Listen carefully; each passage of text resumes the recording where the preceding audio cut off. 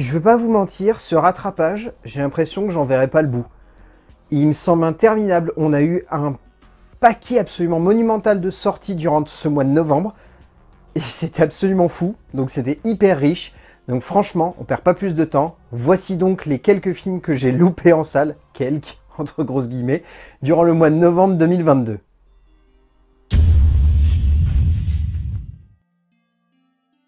Ce nouveau morceau de cinéma offert par Nicolas Bedos semblait être sur le papier une jolie promesse. En tout cas, indéniablement sur le papier, que ce soit le casting, que ce soit même l'affiche du long métrage, ou que ce soit simplement l'idée de base à l'origine du projet, on est clairement sur un moment de cinéma qui se voulait particulièrement spectaculaire dans sa catégorie, quitte à peut-être en faire un peu trop de son côté romanesque et fantaisiste. C'est clairement le cas, tant le cinéaste français parvient tout de même à nous offrir une œuvre entraînante et passionnante, durant une majorité de son temps, mais rapidement s'enlise dans sa propre passion pour le fantasque, quitte à clairement nous perdre dans son torrent d'émotions et ne laisser qu'une sensation de vague passion pour ces quelques héros perdus, jusqu'à cette fin sonnant presque pour moi comme une forme de désaveu de la logique qu'il souhaitait amener au sein de son propre long métrage. Le duo Perninet-Marine Vact est assez bon, le jeune acteur emportant une nouvelle fois bien le projet, et la jeune actrice sonnant comme d'une fraîcheur et d'une intensité folle tout du long, magnifiquement secondée par Cluzet et De Vos. C'est aussi renversant dans ces 40 premières minutes que ça tombe extrêmement vite à plat, et ça en devient presque décevant.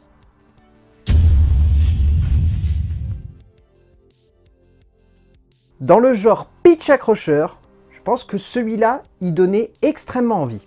Car quoi de mieux pour nous emporter dans un univers étrange et hors de tout que d'y ajouter un peu de fantastique pour donner lieu à un moment de cinéma ne sonnant pas comme simple ou convenu, mais au contraire, comme une plongée aussi amusante que ludique dans l'esprit d'un jeune guérisseur face au deuil et au grand méchant loup.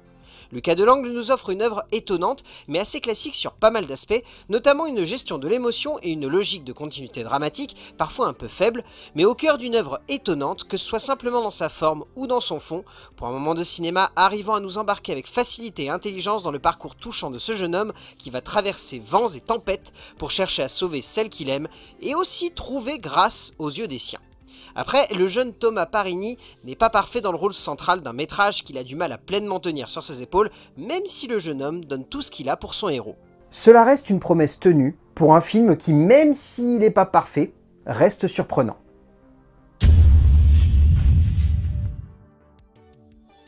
Faire rire avec la mort, c'est une chose très difficile, mais si on maîtrise son sujet,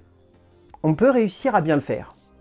Et honnêtement, lorsque l'on voit le pitch du long métrage ici présent, on pourrait facilement imaginer un pathos un peu trop présent, et une difficulté profonde de la part de son auteur à ne pas mettre parfaitement en forme un récit qui soit aussi équilibré que cohérent dans sa composition de l'humour, mais également de l'émotion. Sanna Lenken nous embarque dans un moment de cinéma surprenant dans sa composition justement de ce que l'humour peut être après la mort, de ce que se doit d'être un récit prenant, émouvant, attachant, touchant, et pas simplement pathétique. Et en ce sens, même si le long métrage est très classique dans sa gestion de la narration, passant par de nombreuses étapes très classiques dans le genre, indéniablement la cinéaste arrive tout de même à nous offrir quelque chose de fort et de terriblement émouvant. Et puis surtout, il y a cette jeune femme, Sigrid Johnson, une jeune pépite en puissance qui délivre une prestation complètement folle, un moment de cinéma qu'elle domine totalement de bout en bout et emporte très loin. Un bon moment de comédie, et franchement, une petite douceur cinématographique qui fait un bien fou.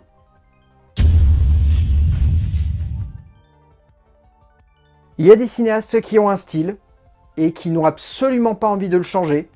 parce que ça marche. Il est évident que depuis plusieurs années, Olivier Marchal a abandonné l'idée de se renouveler ou d'apporter ne serait-ce qu'un tantinet de créativité à son cinéma et tourne un peu en pilotage automatique sa création cinématographique pour nous proposer les mêmes sujets à répétition, certes rondement menés, mais sans grandes envies de changement. Son nouveau projet, décidément encore sur une plateforme, même s'il continue d'être produit par Gaumont, est un film de malfrats et de flics très classique. Trop classique certainement, qui ne parvient pas forcément à tirer son épingle du jeu, n'assumant pas autant son côté beauf que son précédent métrage, mais sonnant comme un peu trop premier degré pour réussir à nous convaincre totalement, n'amenant qu'une vague histoire de trahison et de passion au cœur d'un univers que l'auteur maîtrise tout de même très bien. Ajoutons que le casting, avec de sacrées gueules de cinéma emmenées par la jeune Sofia et Saïdi, reste assez convaincant, même si certains personnages par moments sont un peu en roue libre et peinent à pleinement et totalement nous convaincre. Cela reste sympa, mais comme le précédent, on aura très vite oublié.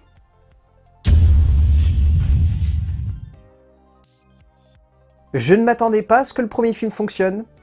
et je m'attendais encore moins à ce qu'il ait droit à une suite. Car si le premier métrage sonnait comme mignon, il faut bien avouer qu'il n'y avait pas non plus de quoi imaginer un ensemble révolutionnaire autour d'une héroïne assez attachante, mais n'ayant clairement pas grand chose de plus à offrir aux spectateurs pour une œuvre qui avait su conquérir sans forcément totalement convaincre. Mais bon, on reprend les mêmes et la même équipe technique, et du coup Harry Bradbeer nous embarque une nouvelle fois dans l'univers de Nancy Springer pour un deuxième film beaucoup plus anecdotique dans la composition de sa narration, mais qui cherche à sonner aussi comme un métrage plus grand public pour un moment de cinéma plutôt convaincant, mais qui encore une fois sonne comme un poil convenu dans sa mise en scène, même si là,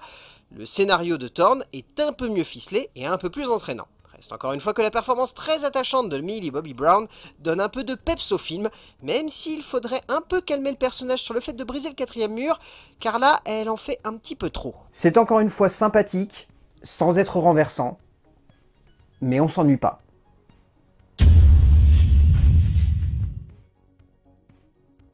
Clairement, on s'attend à quelque chose de très américain quand on voit la tête qu'a ce projet.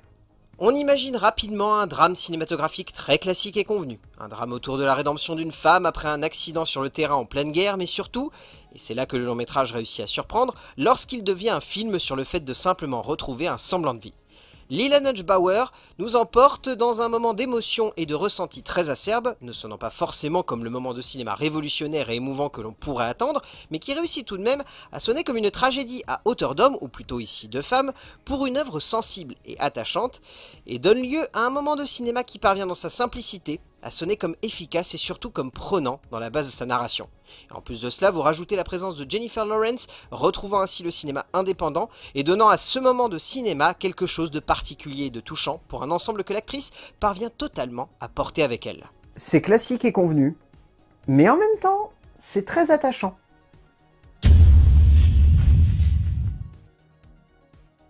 Dans le genre titre tarabiscoté, je crois que celui-là, il gagne la palme de l'année 2022. On connaît tous cette magnifique expression, mais difficile d'imaginer un long métrage l'apportant comme étendard de sa créativité, surtout quand on voit l'équipe à la base du projet, et le côté comédie française qui veut convaincre, mais qui ne va pas trop se mouiller pour nous faire rire non plus, faudrait pas déconner. Édouard Deluc emmène ainsi un projet somme toute très classique sur de nombreux aspects, notamment une histoire très convenue et très cliché dans son genre, mais parvient tout de même dans la foulée à nous proposer un moment de cinéma qui arrive joliment à convaincre, qui sonne comme une proposition qui tient la route, qui ne réussira pas à sonner comme le projet que l'on aurait pu attendre, mais qui sonne comme une bonne comédie de fin d'année, amusante et bien portée par une jolie galerie de personnages bien haute en couleur.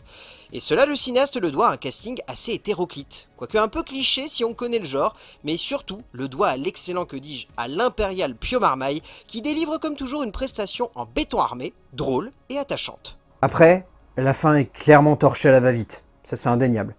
Mais le reste, ça marche plutôt bien.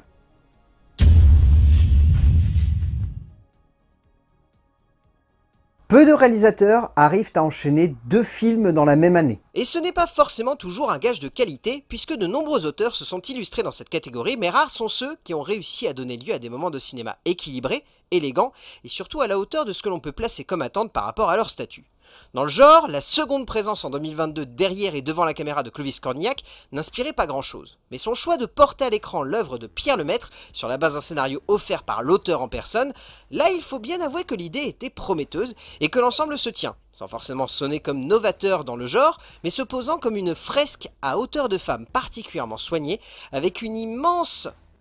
parcimonie donnée au développement des personnages, sans jamais laisser de côté la période historique parfaitement mise en avant par le cinéaste français. Cela sonne en plus comme merveilleux lorsque l'on sent que Léa Drucker se donne à fond pour emmener le métrage, parvenant à une prestation divine, sachant qu'elle est magnifiquement secondée par un casting de rôles tous plus puissants les uns que les autres. Mention spéciale à Benoît Poulvorde qui en fait des caisses dans le rôle de Gustave, c'en est délicieux.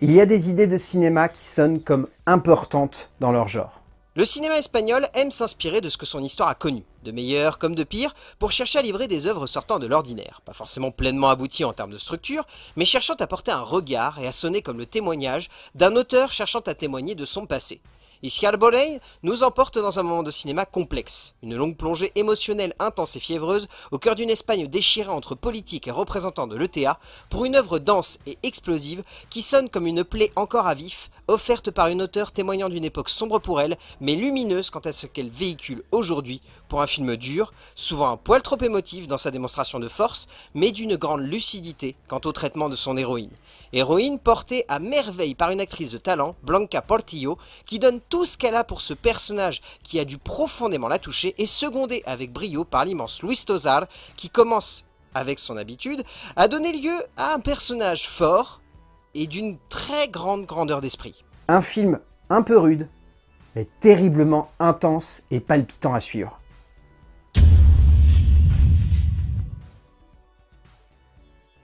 Franchement, même si j'adore le premier métrage, j'avais très peur de ce que cette suite pouvait donner. Et pourtant, à peine 2 ans après le précédent volet, voilà qu'on a le droit à la suite directement sur Netflix d'un petit bijou d'action et de bagnole à la française, une pépite qui avait totalement passionné les spectateurs et que l'on n'attendait pas forcément au vu de comment le premier métrage se finissait.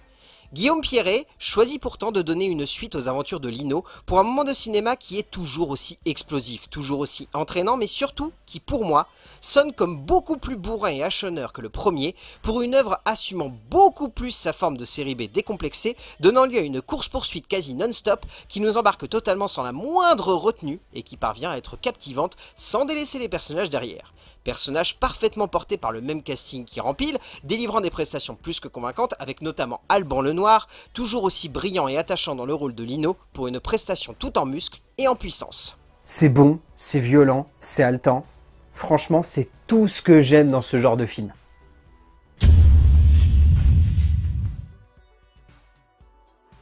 Des films dans ce genre, on a l'impression d'en voir un toutes les semaines ou toutes les 2 semaines chaque année dans nos salles françaises. Disons que dans sa catégorie même, le réalisateur Julien Rambaldi s'est un peu fait l'expert de la bonne comédie française, ne prenant pas trop de risques, cherchant à convaincre le plus grand nombre, sans forcément s'aventurer sur des terres inconnues, pour des moments de cinéma convaincants, mais jamais surprenants pour un sou. Mais bon, sa nouvelle comédie fonctionne également sur ce principe et démontre encore et toujours que cela fonctionne. Et même si on sait très bien dans quelle direction va l'ensemble, on ne peut s'empêcher d'avoir de l'empathie pour ces personnages rondement composés par l'auteur qui parvient à nous embarquer et nous toucher avec une vraie justesse pour une œuvre très classique sur de nombreux aspects, mais également émouvante et drôle sur de nombreux autres, ce qui est une très bonne chose. Et puis il faut bien avouer que Aïe Aïdira est une actrice plus que talentueuse, un peu trop habituée à des seconds rôles, qui ici délivre une prestation magnifique, touchante et émouvante, qui parvient à nous emporter et à nous montrer toute l'étendue de son talent d'actrice, et pas que comique. C'est très facile dans sa catégorie comme style de film, mais ça marche à fond.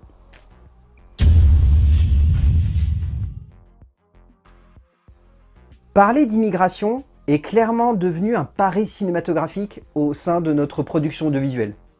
Alors, quand j'ai aperçu le sujet et la forme du long métrage d'Émilie Frêche, je dois avouer que je me suis demandé comment la cinéaste allait réussir à construire un film subtil dans son développement et son traitement d'une thématique un peu trop au centre de l'actualité et jamais forcément pour les bonnes raisons. La cinéaste donne lieu à un moment de cinéma maladroit, mais pétri de bonnes intentions, notamment dans son envie de parler de l'injustice judiciaire qui réside en France quant à la différence notable de l'immigration et de l'accueil des réfugiés, donnant lieu à cette œuvre qui est prenante, mais qui ne parvient pas à nous attacher profondément à ses héros, donnant simplement l'illusion aux spectateurs de comprendre leur combat et de cerner pourquoi ils sont ainsi pris au cœur de vouloir sauver ces gens, même si leur liberté en dépend fortement. Mais Benjamin Laverne est flamboyant. L'acteur démontre une nouvelle fois à quel point il est capable de tout jouer, et ici il le fait avec brio, mais surtout avec une intensité et une maîtrise de ses émotions absolument folle. C'est clairement très maladroit, mais par moments ça marche. Donc le sujet est à creuser et surtout à maîtriser.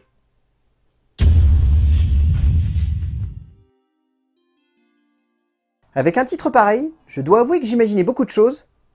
mais pas forcément des très bonnes. Mais bon, disons qu'avec une telle idée, on peut s'imaginer que même si le metteur en scène aux commandes se plante et se dirige à fond dans le cliché, le genre pourrait suffire à donner l'illusion au spectateur de passer un moment surprenant et agréable. Alors on se dit que si cela ne fera pas forcément l'unanimité, cela peut être quand même quelque chose qui marche. Thibaut Séguin, comparse d'Alex Lutz sur l'écriture de Guy, nous offre un film qui arrive à surfer sur les clichés, qui souvent les épouse et se perd un peu dans la démarche créative qui devrait être à la base de son film, mais pour autant, il faut bien avouer que l'ensemble arrive à être entraînant, assez ludique et amusant, mais rapidement les ficelles sont tellement énormes, et on essaye un peu trop de nous faire passer cela pour une réflexion plus ou moins poussée sur une mise en perspective du genre, que ça ne fonctionne plus assez pour réussir à nous convaincre du début à la fin. Le duo Lutz-Farahani est bon par contre, sans forcément exploser, la faute à une étrange direction d'acteur, pas toujours subtile dans sa gestion de l'émotion, mais ces deux-là sont tellement doués que cela passe tout de même assez bien à l'écran, sans que l'on ait besoin de faire la fine bouche. C'est clairement très peu surprenant, mais l'idée se tient.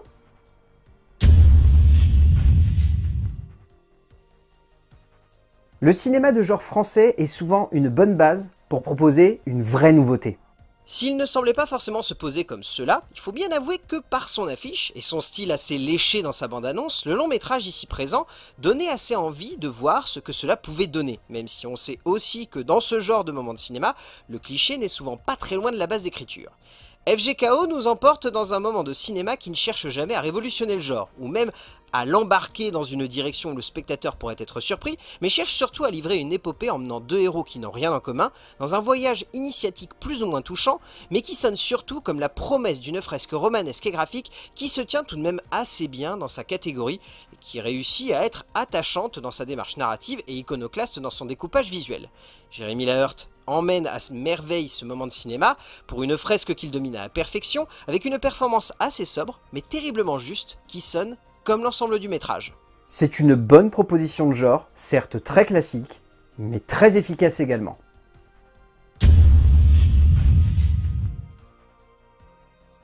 Une bonne comédie musicale de Noël. Ah, ça manquait un peu, faut le reconnaître.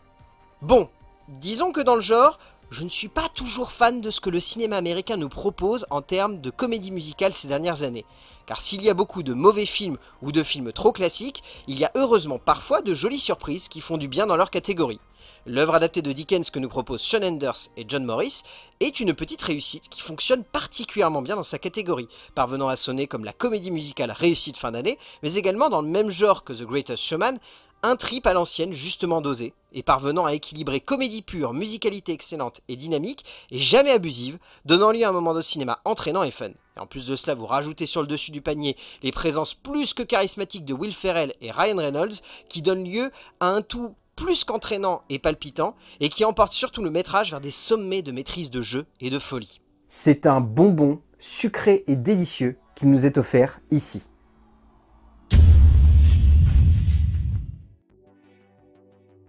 Lorsque l'on s'attaque à l'actualité, il faut le faire avec élégance, justesse et surtout un paquet de pragmatisme. Là, on est clairement sur un sujet qui peut faire mal, s'il n'est pas parfaitement maîtrisé par les auteurs aux commandes de celui-ci, s'attaquant à un mouvement politique et artistique encore pleinement dans l'air du temps, et pouvant rapidement se résumer à quelque chose de trop frêle et de pas assez concret en termes de pure création cinématographique. Maria Schrader choisit de se plonger à bras-le-corps dans le récit des journalistes Jodie Cantor et Megan Trowie,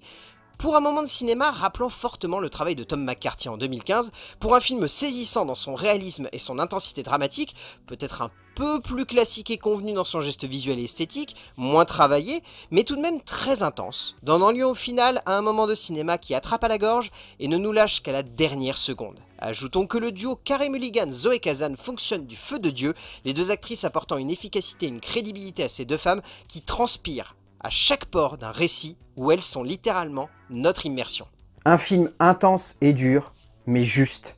et très utile.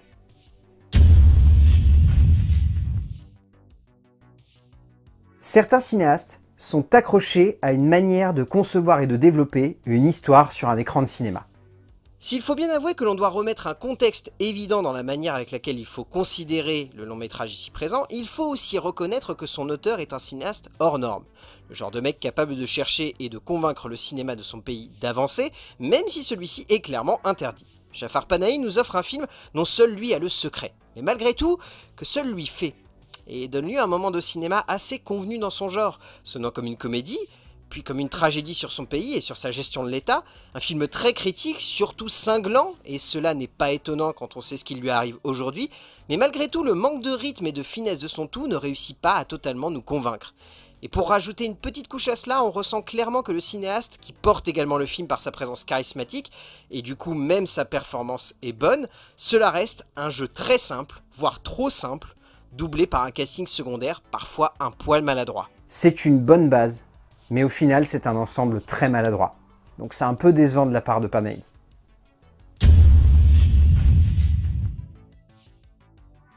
Représenter la presse au cinéma, comme l'a montré un film que j'ai cité juste avant, c'est un exercice très compliqué et qui n'est pas donné à tout le monde. Au sein du monde du documentaire, surtout en France j'ai la sensation, l'exercice s'avère être particulièrement intense et surtout beaucoup d'auteurs s'y prêtent pour chercher à donner à cet univers souvent complexe et un peu trop facilement insulté par le plus grand nombre une nouvelle vision et surtout une meilleure image. Salia Braclia et Mouloud Achour s'associent pour peindre le côté obscur, durant près de 9 mois, de la rédaction de France Info en pleine campagne présidentielle pour livrer un portrait de la plus célèbre radio d'information en France, tout simplement passionnant. Une œuvre assez folle dans sa construction et sa mise en forme face à nous, pour un documentaire qui, bien au-delà de sa représentation très juste de la presse, s'avère être un film génial sur le journalisme d'aujourd'hui et sur le travail de l'information, souvent mal vu par des chaînes un peu trop rapides dans leur traitement de celle-ci. La présence de Braclia devant la caméra également aide à l'immersion du spectateur dans cet univers, pour un ensemble cinématographique juste génial qui ressort comme une vraie pépite au sein de notre paysage audiovisuel. Un film passionnant, entraînant et pétri des meilleures intentions possibles pour porter un tel sujet.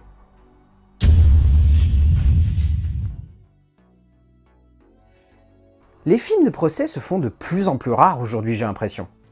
Certains auteurs aiment pourtant régulièrement convoquer le genre, donnant lieu à des moments de cinéma surprenants, pas forcément toujours dans l'air du temps, mais très audacieux dans la forme que ceux-ci donnent à leur récit, abordant des thématiques intenses et passionnantes, pour notre plus grand plaisir. Après plusieurs documentaires, Alice Diop passe donc à la fiction, avec déjà un poids immense sur les épaules puisqu'elle représente la France aux prochains Oscars, pour un moment de cinéma prenant et haletant, mais qui a un énorme défaut. Son côté un peu trop fictionnel, notamment avec ce personnage de jeune femme au centre du récit, là où si elle avait eu l'audace de totalement nous enfermer dans cette salle d'audience, son œuvre n'en aurait été que plus folle, brouillant ainsi encore plus les frontières entre son travail de fiction et son travail de documentaire. Reste que la performance absolument radicale et folle de Gusla Malanda est à tomber par terre, tant la jeune femme est littéralement magnétique à l'écran, offrant une prestation divine pour un personnage qui, sans elle, n'aurait clairement pas pu marcher autant sur nous. Un film imposant, avec certes cette petite maladresse qui traîne au milieu, mais derrière,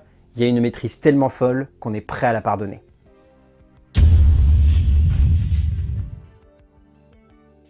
Lorsque j'ai entendu parler de ce projet, même si je suis fan de James Gunn, j'ai pas pu imaginer autre chose qu'un truc abominable. Du coup, je me demandais ce que James Gunn souhaitait apporter avec cet épisode très spécial et surtout très court, de ces personnages qu'il a su porter sur grand écran avec panache et qu'il a amené ici sur le petit avec une œuvre sonnant comme un petit plaisir coupable de Noël, sans forcément grand chose de plus.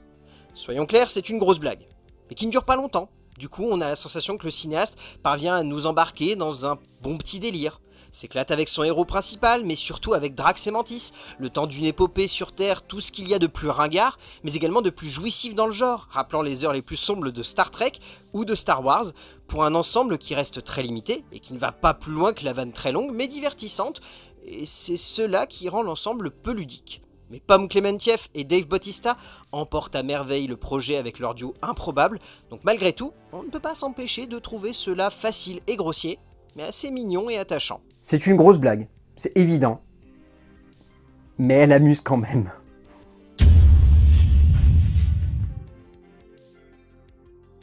Jouer avec un personnage iconoclaste et farfelu, cela peut donner lieu à tellement de choses qu'on en aurait presque la tête qui tourne. Disons que comme Clifford l'année dernière, je me demandais ce que cela pouvait donner de s'inspirer d'un personnage provenant d'un univers pour enfants et donnant lieu à quelque chose de surprenant dans le genre, pour un moment de cinéma qui semblait être entre la comédie musicale très convenue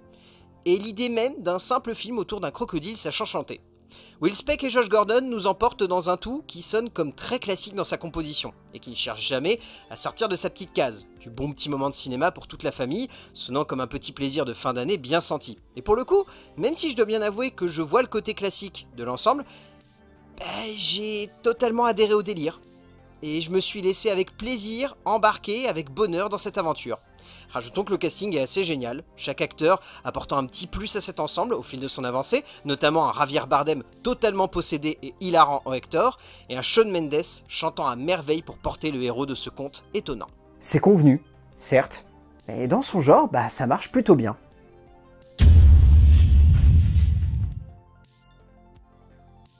Poser un projet comme celui-ci en 2022 au cinéma, c'est aussi culotté que finalement très convenu. Sachant que l'on a eu une proposition française et assez similaire sortie sur nos écrans tout récemment, je crois en décembre de l'année dernière, Mais bon, imaginez un projet de documentaire entourant la vie d'une vache, dans une époque où la vie des animaux devient de plus en plus une réflexion collective et générationnelle. Cela sonne comme une idée intéressante, mais peut-être un peu limitée. Andrea Arnold nous offre un œil unique, celui d'une cinéaste qui ne va pas simplement filmer une vache, mais qui va chercher à pousser le curseur de l'immersion du spectateur extrêmement loin, pour donner lieu à un moment de cinéma d'une grande intensité, une œuvre forte et éprouvante, qui sonne comme le chemin de croix d'une bête humanisée et émotionnalisée au possible, pour que son cheminement dramatique n'en soit que plus dur, mais également que plus crédible. Et en cela, la cinéaste frappe fort. Après, le voyage de Luma est dur, mais il est également trop long pour ce que l'auteur veut peindre, ce qui donne par moments la sensation que tout cela est un peu vain, un peu poussif, un peu excessif, et pas forcément si cinématographique que ça. Mais pour le message qu'il véhicule, le film vaut tout de même clairement le coup d'œil.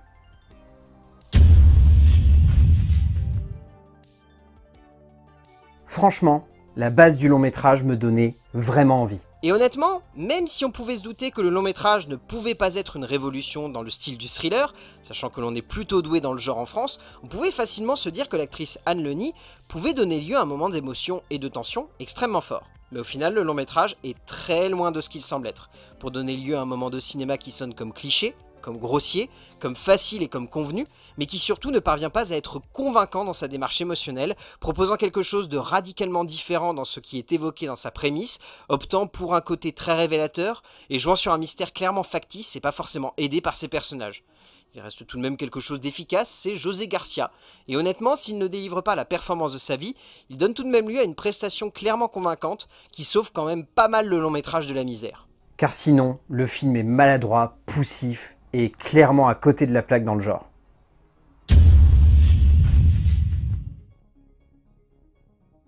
Le souci avec certains auteurs, c'est que parfois ça marche une fois sur deux. Il y a donc des cinéastes qui se laissent embarquer dans un moment de cinéma qui peut sonner comme anecdotique dans ce qu'ils veulent amener. Et donc,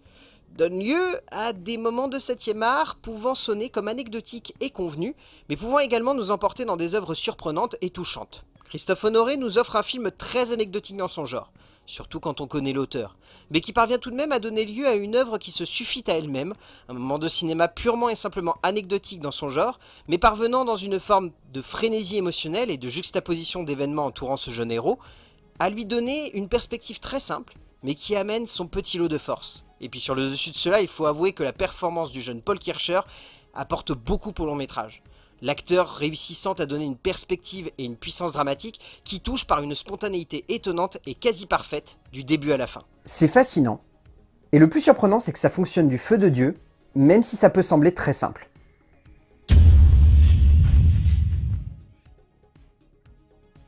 Étrange est un mot qui parfois définit très bien ce que l'on peut ressentir devant un film. Dans le cinéma de genre, on est souvent tenté d'utiliser ce mot pour définir un métrage, avec une intention claire, mais il ne forme pas toujours à la hauteur de ce que l'on devrait attendre d'un projet, mais bon, parfois il faut simplement se dire que même avec les meilleures intentions du monde, on ne réussit pas toujours à atteindre l'objectif que l'on avait en tête. Indéniablement, Charlotte Colbert avait une idée, une base qui se voulait certainement être une longue et profonde réflexion sur les femmes et sur l'histoire, thématique qui semble de plus en plus habiter le cinéma britannique pour un film intéressant, mais maladroit. Une œuvre visuellement très ambitieuse et qui dans son atmosphère nous emporte dans un torrent d'émotions, mais semble ne raconter finalement que peu de choses claires et un peu trop énigmatiques pour le spectateur. Alice Krige, par contre, porte à merveille le métrage, l'actrice possédant un magnétisme qui donne une puissance dramatique à ce tout et permet à de nombreuses scènes, peu limpides, de sonner comme claires grâce à sa performance. Une bonne base qui a clairement du mal à tenir sur la longueur du métrage. Je vous avais prévenu que ça serait long. Franchement, j'ai envie de vous applaudir si vous êtes restés jusqu'à la fin de cette vidéo, parce que même moi, j'aurais peut-être pas tenu le coup. Bravo à vous. J'espère que le mois de décembre sera moins chargé en termes de sorties, parce que clairement, ce fut compliqué. Et d'ici là, n'oubliez pas ce que je dis à chaque fois à la fin de cette émission. Ce n'est pas parce que l'on ne parle pas de ces films qu'ils sont forcément mauvais.